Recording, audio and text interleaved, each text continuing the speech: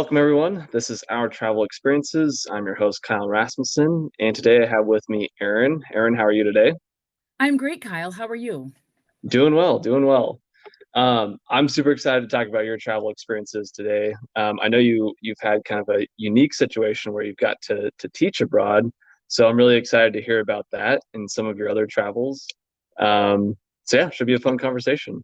Yeah, I'm looking forward to it. And I have to say, yeah, thanks for having me today. I know we found each other on Instagram. And so we're both, as you said, I live abroad and you like to travel and you've been doing some great things. So it's nice to connect.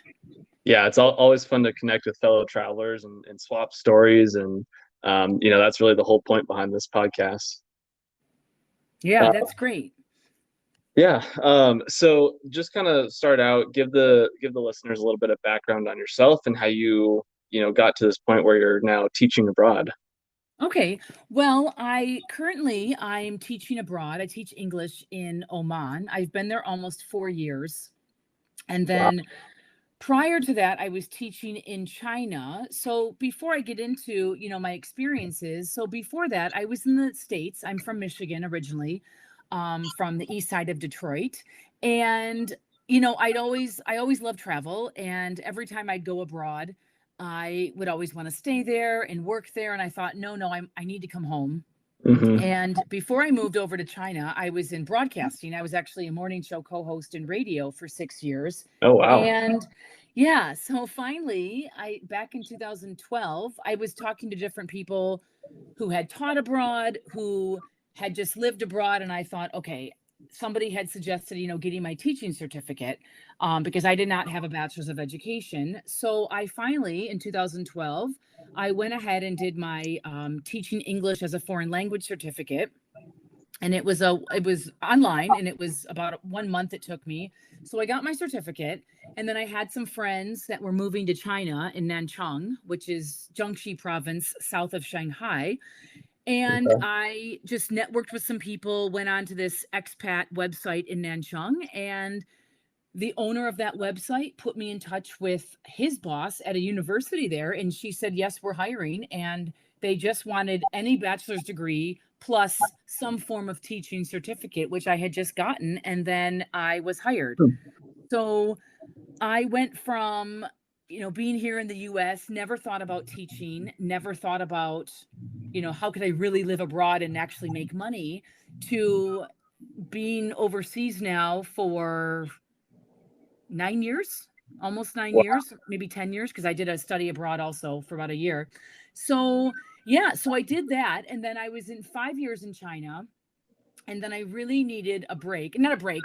I love China, but I was there just teaching general English at a university. And so I just thought, I had traveled all around Southeast Asia. I did a lot of travel around China. And one thing I love about living abroad is learning about other cultures. So I Mhm. told myself, I was ready to find somewhere else, and then I decided to that I told myself I wanted to go to the Middle East, and it didn't matter where. I was just really fascinated with, with the culture there, and I had some friends who had taught in the Middle East and they said they loved it.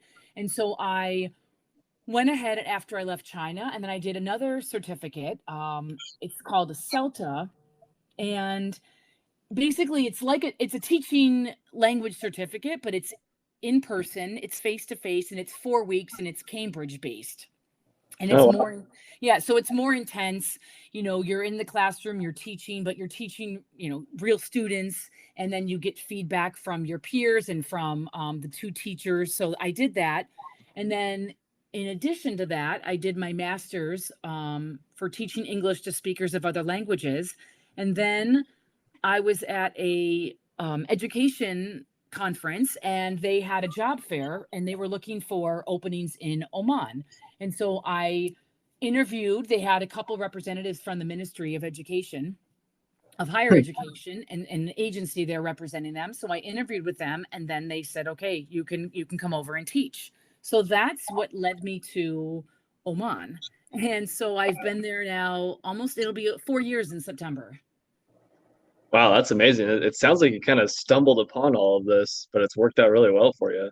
Yeah, it really has. I mean, as I said, I never thought about teaching when I was, at university, and I never thought about, I mean, as I said, I loved it to travel, but I always came back because I thought, no, I need to come back. I love my job.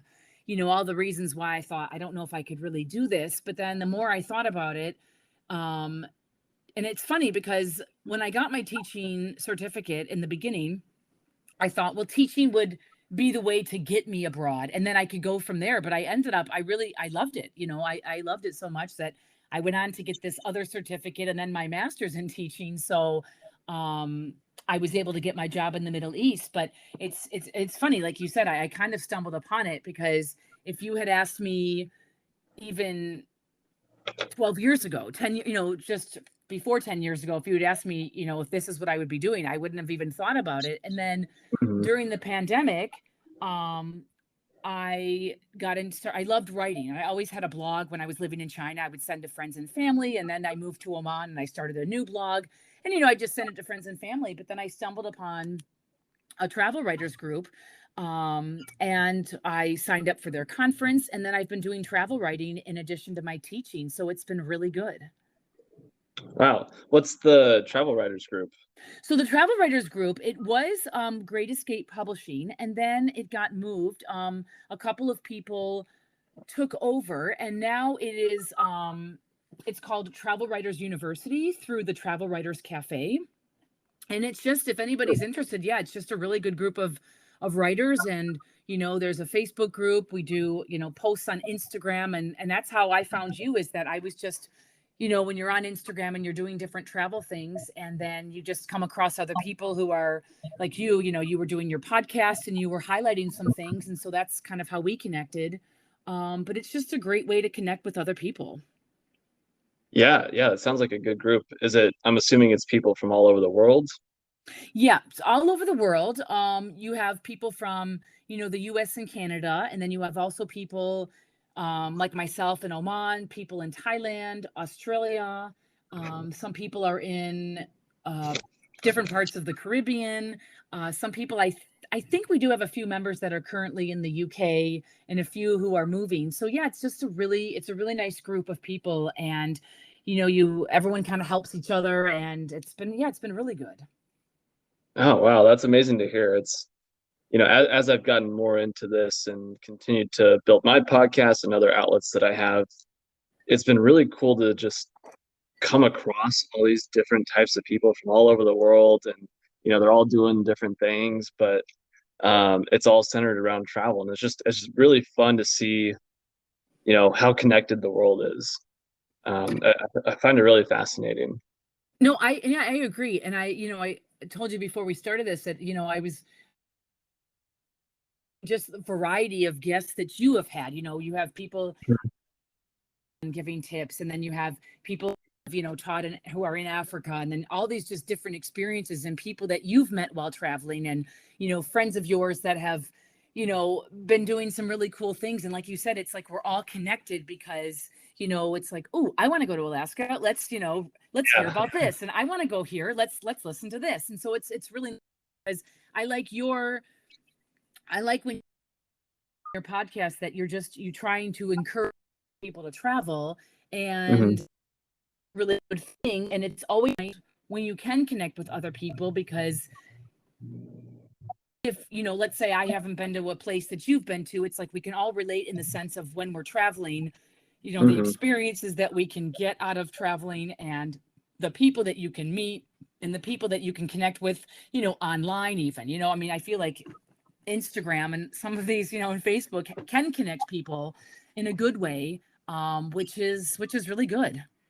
Hmm. Yeah, definitely. And I've said it a couple times on the podcast, but like, when you're going to a place like Oman, somewhere where we don't hear much about, we probably, I would say in the US, I would guess there's a negative connotation when we hear about a country like that because of how Yeah. it's portrayed. But when you go to a place, I'm assuming it's not like, what we hear on the media here. No, that's exactly it. And it's funny because, sadly, unfortunately, right, because in the US our media tends to taint, a different picture. Because I get that a lot. Like, first of all, I live in Oman, and it's, where is that? Or they think I'm Yeah. talking about Amman, Jordan. And then the first question that anybody asks me, is it safe? And I said, of Hmm. course, and they're almost 4 years. It's safer than some parts of the US. You know what I mean? And Yeah. um it's one of those. I When I was doing my master's, I had a classmate who had taught in Oman, and he raved about it. And then I had some other friends who weren't teaching in Oman, but they've taught in other parts of, the Middle East, and they've just said, "Oh, Oman is beautiful. It's such a lovely country, blah blah blah. You should try to go there." And then ironically, when I stumbled upon that job fair and it was Oman, and yet, as I said, I do travel writing, and I've been writing a lot about Oman just to get people to come to the country and to get people to understand.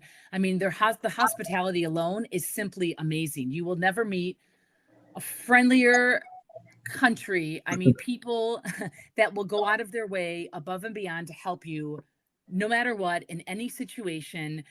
People, you'll be hiking and people will invite you to have coffee and dates, or invite you to have lunch, or, oh, come to my home. And it's completely normal there. It is funny Hmm. because it's funny and kind of sad, because I remember last week I was with my mom somewhere. We were on a road trip, and somebody had offered some help, and I thought, we're set. And it's sad because I'm thinking they might have meant no problem, but sometimes you just, unfortunately, you don't know here. Like, well, Yeah. I don't know. I'm not going to get into that side of things. I know that's not the reason for this, so I won't go there. But in Oman, it is just genuine helping and friendly people. And another thing is, people just assume it's just the desert. While there is a desert in Oman, I mean, they have beautiful hiking and diving and snorkeling, and yes, desert and ancient villages to go around. It's kind of, I always tell people, it's like an oasis. I mean, you have the best. And though, for those in the States, the winter 70 degrees. And summers, when I left for holiday in June, it was about, I don't know, 115, 120 plus Wow. humidity. Yeah, it can get quite hot quite early, but it's a fascinating country, and I've learned so much about their culture. I mean, I've learned and I've learned Hmm. about, culturally, I've gone to, weddings there, and I've been invited to iftar meals during Ramadan, and I've been invited to other things. So I've really learned a lot about the culture as well. Hmm. Yeah, that's amazing. What has it been like going to, the weddings over there, experiencing a holiday like Ramadan? What is that like? Well, so Ramadan is, 30 days of everyone who's Muslim, they fast. So Hmm. from, dawn until sunset, they fast. And then during that 30 days, after the sun sets, they eat a meal called iftar. Now, people, they start with, dates and water, or they drink this, like a fermented yogurt. And then after that, they might have, you know, um, some light dishes. And then I've been invited for iftar meals. So sometimes my friends will make, we'll first have water dates and laban, and then they might make, you know, because they're having us over. So they might make like a stew, or maybe some pasta, chicken, pizza, sambosa, which is like an Indian samosa. So it varies from family to family. And also during that time, that I don't have to fast, but I also can't eat in public during that time. So, Oh wow. yeah, so we're not allowed to. You will not eating in public Huh. for that as an expat. So, being mindful. I mean, a lot of things during Ramadan too. A lot of shops are closed during the day. The supermarkets are open, but a lot of things like, let's say, a museum, that probably would be closed until the evening. And then, as I mentioned, there's a lot of hiking in Oman. So there really won't be a lot of hiking during that time, because everyone's fasting. So some might do an iftar hike where, you start to hike just before the sun sets, and then you break your fast together, and then you hike some more, and then you have a big meal after that. Hmm. Um, yeah, so that's kind of Ramadan for 30 days. And then after Ramadan, there is Eid. Hmm. Um, there's two Eids. So the first Eid is for 3 days, and that's where everybody, they celebrate. They go to friends, they go to families' homes, and they are together and they eat food. And then the second Eid, I think that one is about, I could be wrong. It's about 40 days or so after the first Eid, Eid al-Hada, and that's the bigger Eid where they prepare more special dishes. So they make something called shua, which they prepare goat meat and they cook it under the ground. And in some regions, they cook Oh it for wow, 12 hours. Some regions cook it for 48 hours. For meat lovers, shua is one of my favorite foods. So it's so sounds tender and amazing. good. Yeah, it's really delicious. So that's kind of, Ramadan. And then weddings are a little bit different from what, the Western style weddings. So typically what happens is first is there might be an engagement party, and then after the engagement party, it's kind of like the dowry where the groom's family will bring the dowry, the money to the bride. Mhm. And then there'll be a celebration of just, it's usually like the women's side of the family and friends. And, there's maybe some um, music and, food and things like that. So that's kind of like the engagement party slash sometimes the dowry party. And then the wedding itself, it varies. So a lot of times what will happen is there'll be a separate party for the men and then for the women. So, for example, the men might get together maybe the night before or the week before, depending, and they'll just, have a celebration, have food, dancing, music, things like that. And then with the women, if it's at a big wedding hall, everyone will come to the wedding hall, like all the ladies will come to the wedding hall, and then we'll eat food. And then sometimes, then usually, it's usually around 11 or 12 at night, the bride will enter the hall, and then she will kind of walk up on stage, and then she will wait there for a little bit. And then all the ladies will take pictures with her. And then after that, then the groom, then what will happen is her face will be covered. Usually they cover her face with like maybe like a white cloth so the groom Mhm. can't see her face. And then the groom walks in, usually with his father. If he has any brothers, he'll walk with the brothers. And then usually the bride's brothers, if she has brothers, will walk in together. And then the groom will go up and then take off the white cloth to his bride. And then they will, you know, they will sit down together, and then people take pictures, and then usually like the kids come up, and sometimes they bring money to them, sometimes they, wish them well. So it varies though from region to region and place to place. Obviously during Hmm. COVID, a lot of people, well, the wedding halls were closed, so a lot of people started having weddings at home. So it's Mhm. kind of the same concept, but I was at a friend's house, and it's an afternoon wedding. But it was the same idea that she was there, and then they covered her face, and then the groom came in and then sat with her, and then the kids came up to greet them and give them some money. And then before the groom comes in, there's usually dancing. So usually the ladies will all dance and, have a good time and gather before the men come in. Huh, interesting. Yeah, so it's completely different. And usually it's not common for the groom, it's not common for any of his friends to come in. Usually, the only men that will come in will usually just be the relatives, and that's it. And then they Hmm. use the one wedding I was at, I think the groom came and I think stayed for maybe 20 minutes, and then they left together, and that was it. So Oh usually it's wow. almost like because they've already signed the marriage certificate and they've already had kind of something beforehand. So it's usually Mhm. just like the pictures, the greeting, things like that. Yeah, yeah. Huh, interesting. Yeah, it seems like a little bit like almost backwards from like a traditional wedding in the US. Typically we have the man up there first, and usually there's dancing and stuff after everything's done, not before. Yeah, it is almost reversed. Yeah, it is. And then usually, for example, lately I'd say over the years, my friends have said, a lot of brides will wear, typical white wedding dress, like maybe in the Mhm. States, how we do here. And then usually the next day they will go to their new home, maybe. And then if they go to their new home, then they dress in traditional clothing to go to the new Mhm. home. And I think that's on day 2 or day 3. I think that's the second day where they go to their house. Hmm. Yeah, that's really interesting. I've never got to experience that, but it seems really intriguing to me. Yeah, it really is. Like, I mean, I encourage, like, if people ever get a chance to come to Oman and there's ever, I mean, as I said, you will meet people along the way. And if you ever get a chance to come to Mhm. a wedding, I'd say on the groom side, obviously, then go for it. Go if someone Yeah. invites you. Yeah, that's one of the best parts about traveling is all the friends that you make around the world and excuses you have to go visit. It's fun to potentially be a part of those types of things and actually be immersed in the culture. Yeah, I agree. And it's funny because we met somebody, my friends and I met somebody who was traveling around Oman for about, I think she was there maybe a couple months, a few years back.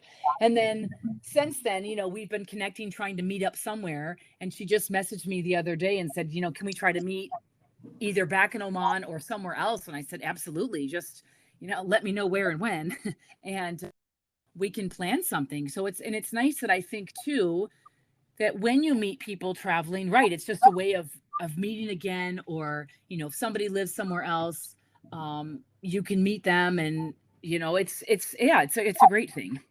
Hmm. Yeah, that's been one of my favorite parts of traveling for sure. So I'm curious, having taught in Oman and in China, what differences have you seen between the two in terms of teaching in the classroom, and how does it compare to the US?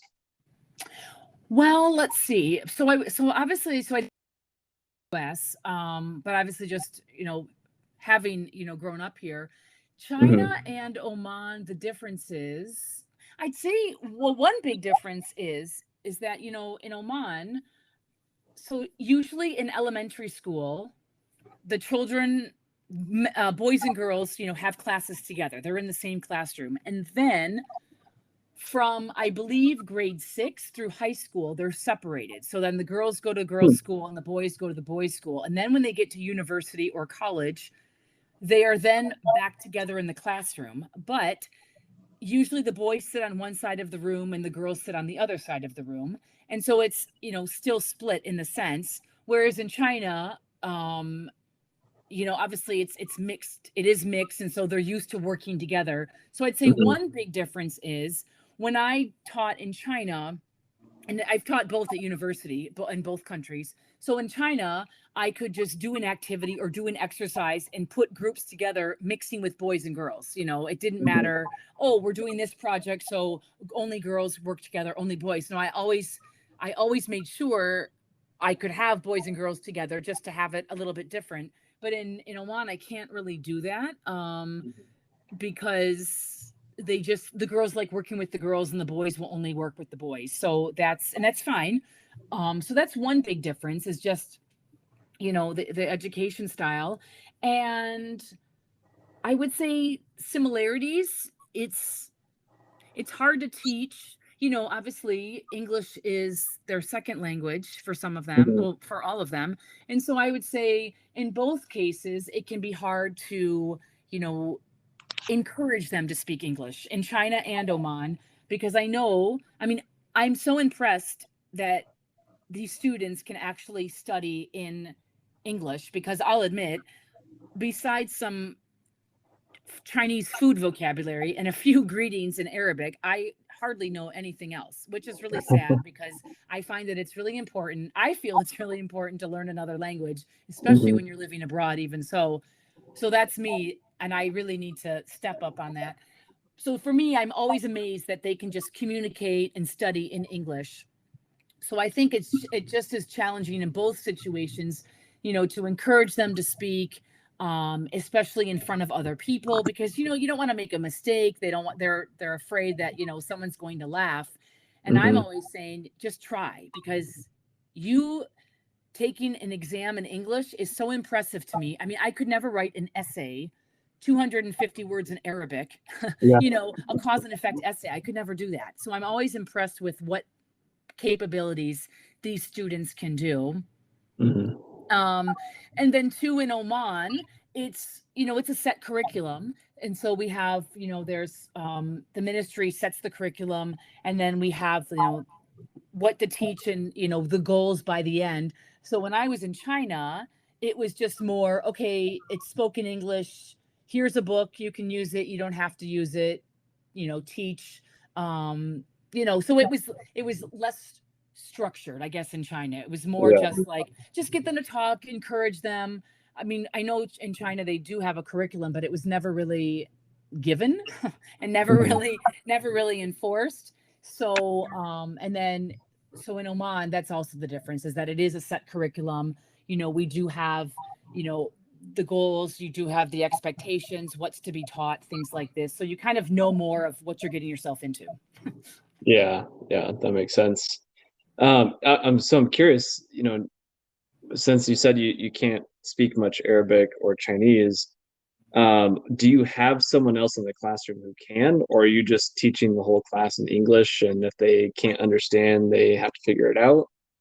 So yeah, so I am teaching in both China and in Oman. It's just me in the classroom, and then what I would do is, if the students didn't understand between, writing things down or body language, then I would have students in China and Oman. I would have stronger students translate for me in their language to explain what they had to do.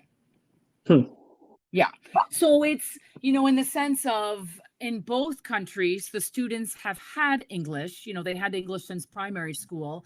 Um, Not to the level of, what they have to perform now. But yeah, that's what I would do. And then sometimes, yeah, I would just kind of not designate, but there would be a couple of stronger students, who would say, "Do you want me to translate for you?" And I'd say, "Yes, please translate for me." So, and I know it's awful. I mean, I know that's so bad, because I should be learning things to say in the languages to help Mhm. them.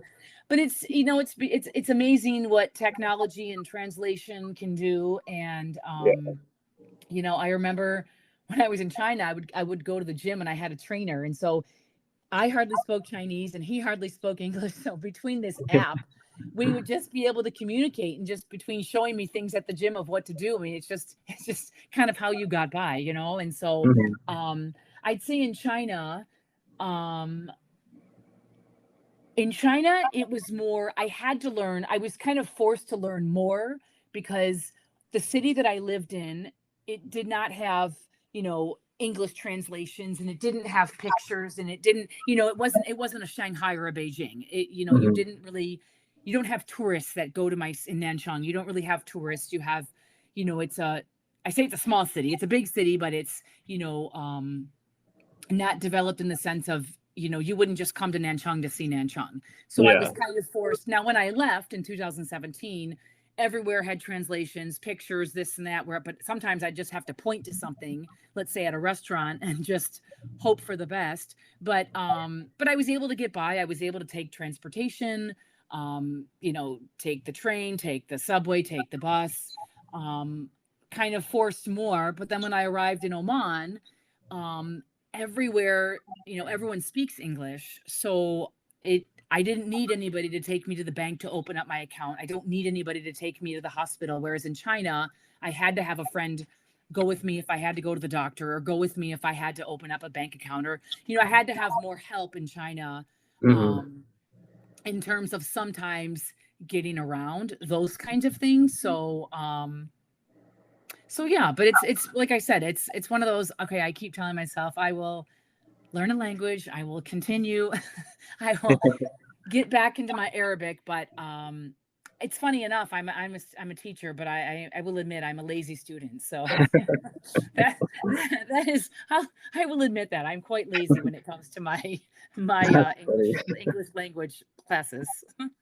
That's funny. You kind of, I think you kind of spoke to it already, but what are some of the big challenges you faced, teaching and living abroad? Well, I'd say, I mean, China was the first place I lived abroad. And I remember what I did was, I had spoken to a few people who had gone to China, and I had friends that were moving there who kind of were giving me the lowdown. And they had warned me, kind of, you have high expectations and standards, and things are completely different here in the US than they are in other countries. So they just told me, you know, put your expectations on the ground and don't expect much. So in the beginning, I remember arriving in China, and it was so hot, and I was just sweating profusely, and I was just meeting my new boss, and she's bringing me hot water, and I thought, I don't want hot water. I need cold water. I'm just sweating. So I remember just looking around, and these men had their shirts rolled up, and they're, spitting food on the ground, and I'm just thinking, oh my God, what am I doing? Like, just what is going on here? And it was just, so I think at first, not knowing the city, the language. I mean, I did take some Chinese lessons before I left, and I had an amazing teacher who was originally from Shanghai and was just giving me all these tips and things like that. So that really helped. And I think for me, I didn't really have culture shock when I came to China, in the sense of, because I had a really good friend living there, like her and her husband. So I think that helped, because as soon as I arrived, it was okay, I'm going to come get you, come over, so I really had already a support system set up. But I think at first, I remember we had to get physicals. So usually before you get a visa, you have to, at least in China, before I got over there, before they could get me my visa, I had to get a physical here. And then when you arrive there, you had to get a physical. And so for me, we were at this hospital, and I remember, first of all, everyone just cuts in line. That was, no one waits, but no one says anything either. Like, they don't get mad at you, right? Whereas here, you'd say, there's a line. So everyone's just cutting. And I remember waiting to get an ultrasound, and then they're putting so there were 5 new teachers, and they were putting 2 of us in the same room for the ultrasound. And I thought, wait, the privacy, privacy issues. Like, why am I in the same room with somebody else waiting to get an ultrasound? So I think that was a little bit weird for me at first, of, this does not make any sense. And that was a bit strange. And then I would say, just trying to navigate, where things are, because like I said, there were no translations. There were no, and I remember the first time using the bus in China, trying to meet some friends, and she told me, where to meet, and I'm looking, and I ended up at the bus depot at the end of the bus line. And I thought, oh, I don't know where my friend is. I don't know where I am. And so I was so frustrated.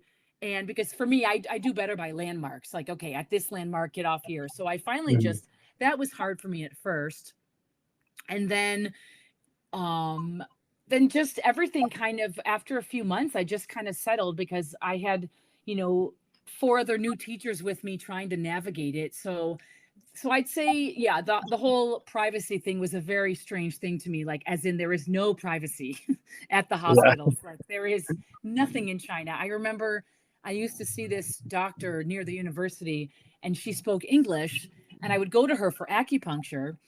And it's just a room full of people, and there are no curtains, there are no anything, and so everyone's seeing everything. And I thought, you Oh just wow. learn to just, yeah, oh yeah, and you just learn to, like, cope, adapt. People are staring at you, because of course, too, I'm the Westerner, right? And so I thought, Yeah. hi, so you just sort of learn to. At first I thought, can I have my own, do you have a room, like, you can close the door? And no, it's fine, it's fine. So she finally would start putting me in rooms and closing the curtain. But at first, they just don't do that. And it's the same at hospitals, that you share a big room with like 3 or 4 people, and there's just beds right next to each other, but there is no there's no curtain to draw space, so you're just there with everyone else. So that was challenging. And then it became just very humorous to me when people would stare at me. And I would say too, just some of the, obviously things are done completely different, because we're very big into privacy here, right? Especially with Yeah. healthcare. So Yeah.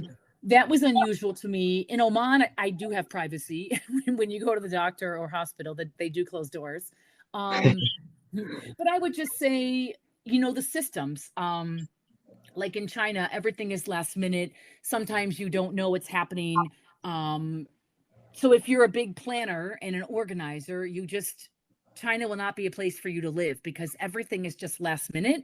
And sometimes they'll cancel a class, but they won't let you know until the morning of. So you could be waiting for the school bus and then all of a sudden find out, oh, there's no class today because of some holiday. It's like, oh, okay, no problem. Oh. So I think those were some of the at first, but because I was kind of warned about those things, I just became used to it in a way. Mhm. Yeah, yeah, that's helpful to have someone there that can help you navigate that and warn you a little bit. But sounds like China would be a tough place for me because I'm a very big planner and organizer. But I encourage you to go and try it out because yeah, if you're a Oh, big planner and organizer, I mean, have you been to China? I've not been to China. I've been to Southeast Asia. Yeah. I guess Hong Kong and Taiwan are part of China, but different cultures a little bit. Yeah. Um, but yeah, it's that's another thing about travel that intrigues me is those challenges of having to communicate different ways of experiencing life differently, of how they go about things being different. It forces you to get out of your comfort zone, and Yes. you got to kind of figure things out. And I think that really helps you grow as a person.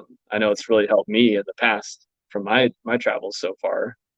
Well, yeah, absolutely. And like you said, I mean, it's one of those things where, you know, you're used to one thing, right? But then exactly when Mhm. you're traveling, you need to have that flexibility. And whether it's traveling or living abroad or anything, you need to have that, be flexible and be open to things and not get I don't know what the word is I'm using, but obviously if you're used to one thing and you don't like it, you're going to have to either adapt or just, you know, either not travel to that place because of how things are done differently. And holidays might be different, the way people eat will Mhm. be different, the way people dress will be different in some countries, and so it's one of those. And I agree with you, you do grow as a person. And I remember when I was in China, I mean, there are many things I did that I never thought I would do. And then Yeah. because you do have to adapt. And but from there I did grow. I really grew as a person, and I had to leave my comfort zone. And that I feel has made me a stronger person and has Mhm. changed me for the better. And I think too, and you'll probably agree with me too, Kyle, is that when you travel also, I think you learn to appreciate what you have Oh yeah. because, in some places, like they don't have the ability just to turn on a faucet and then you have hot or cold water, whether you turn it to the Mhm. left or the right. Yeah. Yeah, that's one of the big things that uh I guess it's become something I really look at and appreciate is the fact that we have such easy access to clean drinking water here. That is certainly not the case in a lot of parts of the world. Yeah. And just that, something that's so, the most necessary thing for life. So many people have such a struggle to even have that. Yeah. Um, it's Yeah. Yeah. And we yeah. don't even, and when I say we, I'm saying me as well. I mean, it's one of those, before I well, anytime when you travel, you learn these things, right? Because wherever you Mhm. are, it's not even just about water. It's could be about many things, but it's just like, right, it's like I growing up, I just never had any problems with that. I've been very Mhm. fortunate. And I remember also in China at the university that I was at, the students don't have hot water in the dormitory. So if they wanted to take a hot shower, they had to go shower somewhere else, but pay money for it. And then in the winter, where I lived, the winters are just cold and wet because it rains all the time. And I'm thinking, and they're not allowed to have electric blankets because of the whole, they're afraid that they're going to leave them on and something will happen, so they can't even have heaters in the dormitory. And so it's like even those small things of, again, this whole, imagine not even having hot water and having to pay extra money for hot water because you want a hot shower.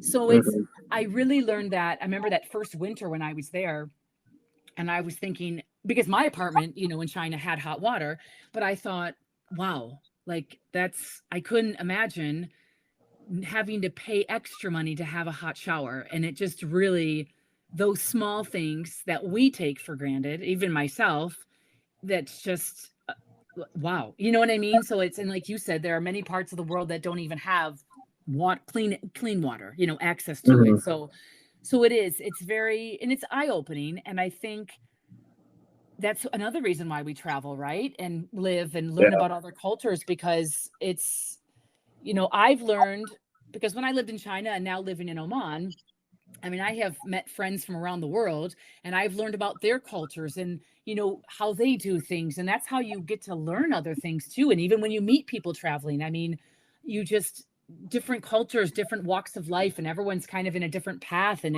it's really fascinating to just talk to other people and just kind of get their take on things in life too. So that's also a great thing. Yeah, yeah, definitely.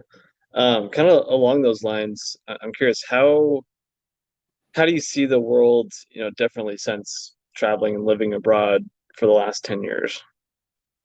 Well, oh, that's a good question. It's probably a really hard question to answer. I know that is a really hard question to answer. Let's see. I mean, I would say, besides learning to appreciate things, I've learned that, well, I've learned, to kind of live a more simple life. Isn't, I don't know if it's simple life, but I've just learned that, um, all these things that we think we need, right? Like all this stuff that we always buy and this and that, like it's not that important. It's just stuff. Like, Yeah.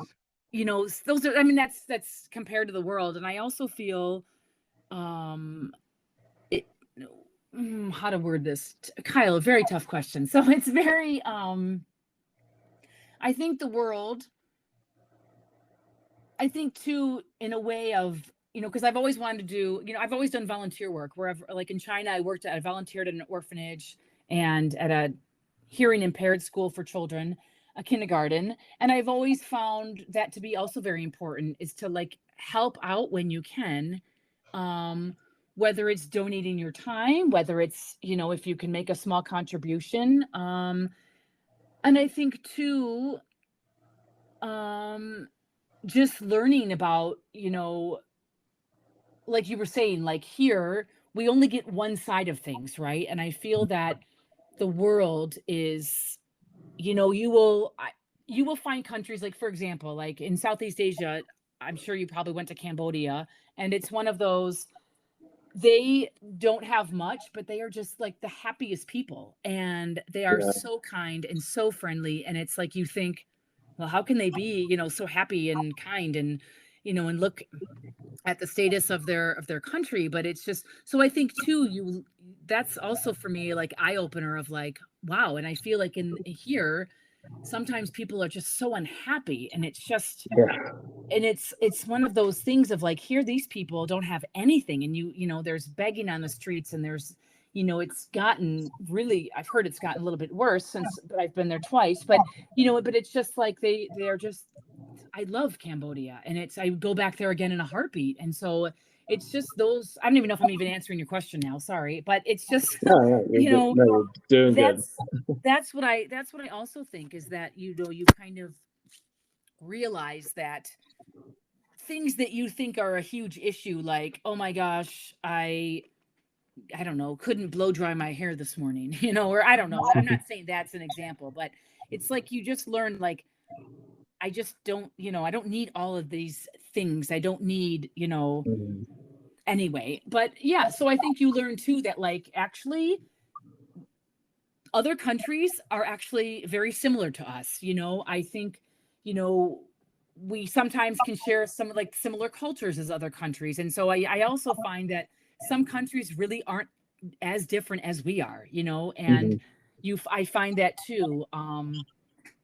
That just because another country may dress differently, we sometimes have some of the same values, but in a different way. And we believe in some of Mhm. the same things, but it's just a little bit different. So I've also learned that as well, that, we actually aren't that different. And so if I have not answered this question, Kyle, I apologize. No, that was a great answer. It's a hard thing to think about, I think. But no, you're totally right. I know that traveling has changed my view on the world for sure. And like you said, when you're talking about Cambodia, it made me think of when I went to Guatemala and how I saw some of the poorest people on the planet and just saw them struggling to survive every day. But they were some of the happiest people I've ever met. Yeah. And it really made me realize, like, there's other ways to go about life. It's not just the U.S. perspective. Um, and it actually might, in some cases, be better for some people to not focus on the materialistic stuff or that sort of thing. It's given me a perspective where I can see that there's different ways of doing things, and they're not right or wrong. It's just what do you like best? What fits you, what makes you happy, and that's really the one similarity I've seen between all the places I've been, all the people I've met around the world, is all anyone wants to do is just live a happy life, and um, just take care of others and themselves and their family, and just be happy. Yeah. Where a lot of this, all the bad stuff that's going on, it's all, to me, it's all really not that important. We make it so important, but in the grand scheme of things, I don't think it really is. Yeah. No, I would completely agree with you. And, like you made a point, like Guatemala, that's also on my list. I've never been there, and it's on my list. But and like you said too, I mean, people are probably, when you went there, they were probably like, oh my gosh, I can't believe you're going there. Maybe they didn't, Mhm. maybe they did have that reaction for you, and maybe they didn't. But it's one of those things where it's like, just tune out all of those things, because it's not as bad as like the media portrays it to be. And it's one of those things, like you said, like people just want to be happy, and people, I think, just want to maybe help other people. And I always say travel is like the best education you can give Oh yeah. yourself and anybody else. And you will learn so much more than, and like you said, just being happy and just having a good life. And I think that's really important. Hmm. Yeah, definitely. One of the things that I will continue to say and continue to push for is, I think every high school senior in the U.S., after they graduate, should have to go abroad to a place like Guatemala or Cambodia, at least for a couple of weeks, and just learn and experience the culture before they come back and go to college or go into the workforce or whatever. I think it really would open a lot of people's eyes here, and would really, help people appreciate what they do have. Yeah, I think that's a great idea. I mean, because I know in Europe it's very common, right? Where everyone after high school Mhm. takes like a gap year, and they travel or do whatever before they go off to university. And I think, yeah, there should be some sort of, like you said, even just for a couple of weeks to kind of volunteer or go out, because I think more people would definitely appreciate, these, like you were saying, these big things don't really matter in the grand scheme of things. Like, it Yeah. really doesn't matter compared to what other people are going through. Hmm. Yeah. Yeah. Definitely. There's so much more out there than just the little bubble we live in most of our lives. I know. So for you, where's your next travel destination? Do you know yet? Yeah, got a couple things planned.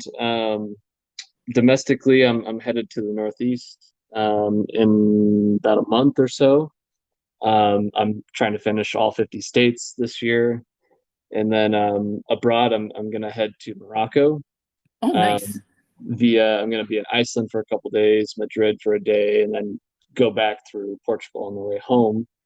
So I'll get a nice little mixture of cultures there, and get to experience somewhere new, because I haven't got to go to Africa yet. So that'll be fun. I'm really excited for it. Oh my God, that sounds like an amazing trip. I will be waiting. I will be looking for your photos on Instagram. Yeah, yeah. I can't wait to go experience some of that, and show people what it's like over there, because I think, again, there's some misconceptions of Morocco Yeah. here in the U.S., and so I'd like to show people what it's actually like too. Yeah. No, that's definitely. I think it's a great way to, like I said, because I know you've got your YouTube channel, and Hmm. they've got your podcast and the website, and I think it's really great that what you're doing is just opening people's eyes, encouraging people to travel, and just meeting people along the way. I think that's great, because I hope in the future more people will learn from you and from others that, just get outside of your comfort zone, and there's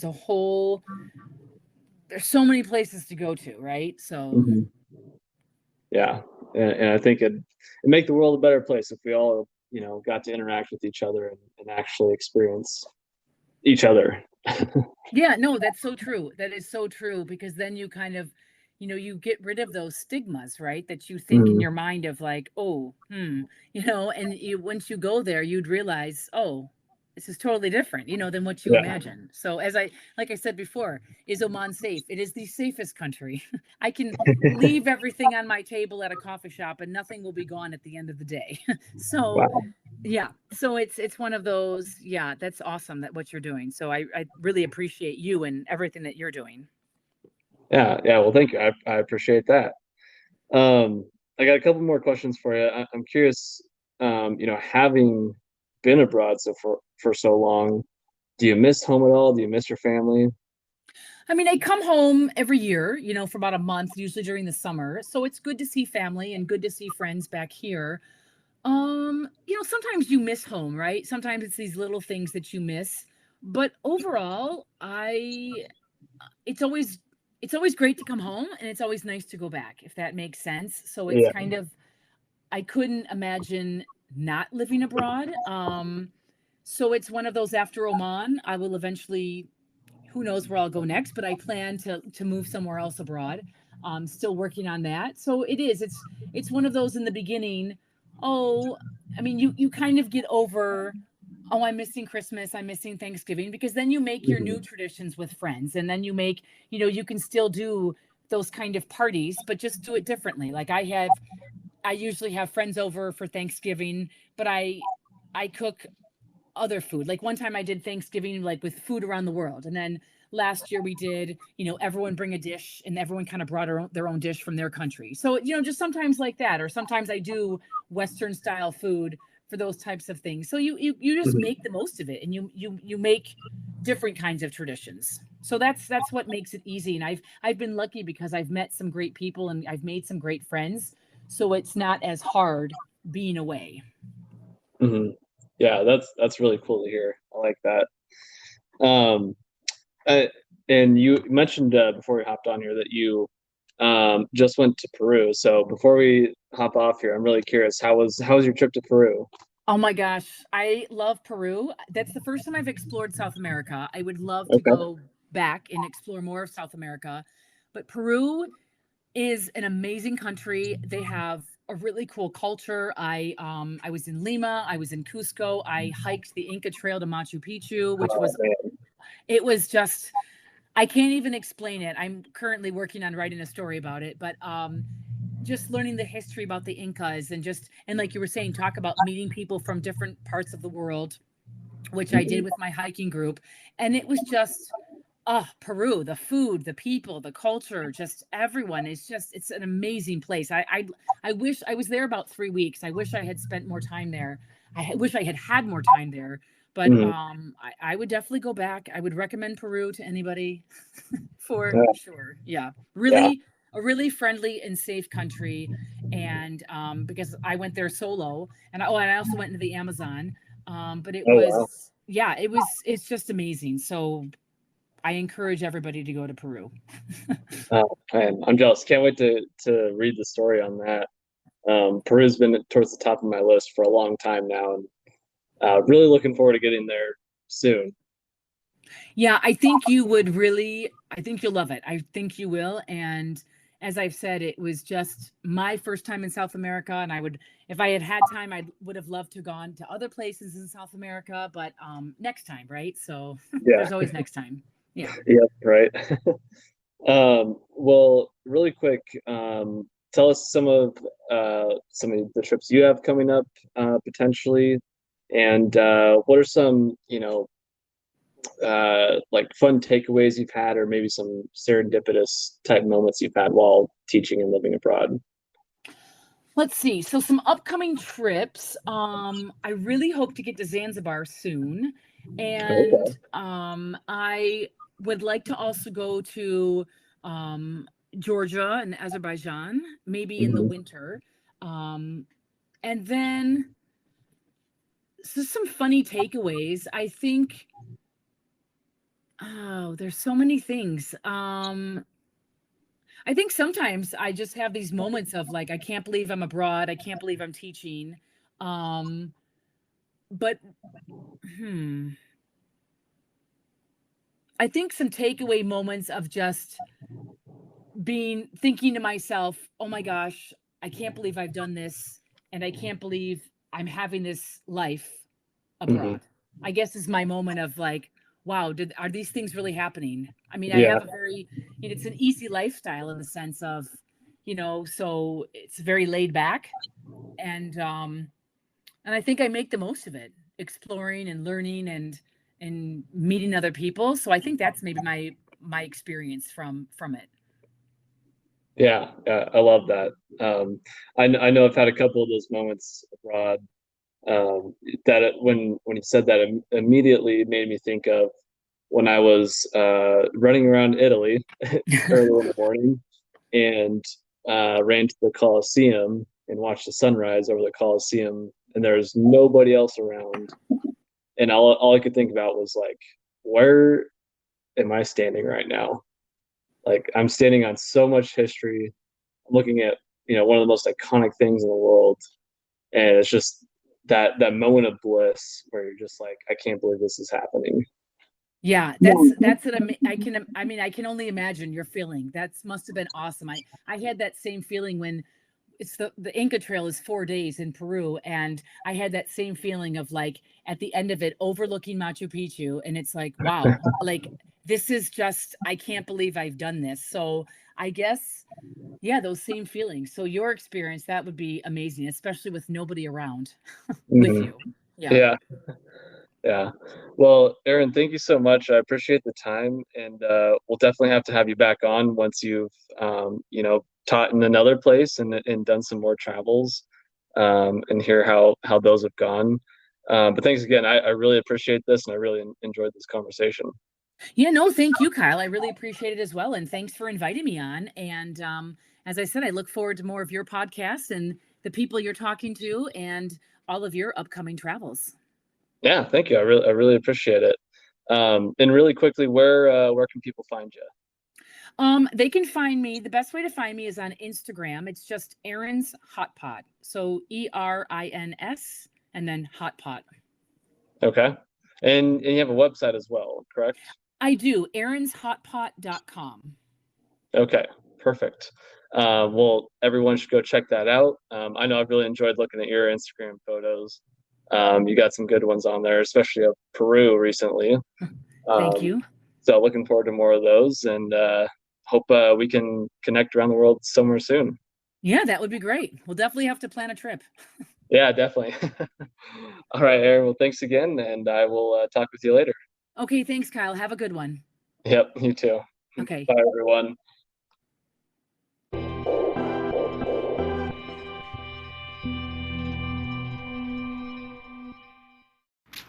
Hey everybody, Kyle here. If you enjoyed today's show and want more, you can always check out every episode on Spotify and Anchor. And now you can also listen on YouTube. Links are in the description below. If you want to see my travel pictures as well as travel pictures from guests on the show, you can check them out on Instagram. The page is called Our Travel Experiences Podcast. And if you want to share your own pictures on the Instagram page and or be a guest on the podcast, you can message me via that Instagram page or email me at ourtravelexperiences@outlook.com. I would love to see your pictures and hear about your travel experiences. And if that isn't enough for you, make sure to check out my new show, From Around the World Fridays.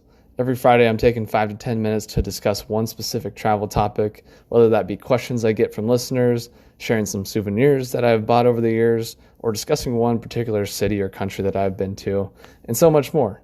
You'll be able to listen to that via Spotify and Anchor as well, and be able to see the video version, which I'm really excited about, on YouTube. So check it out. I promise you won't be disappointed. And thanks again for listening, and I will see you around the world soon.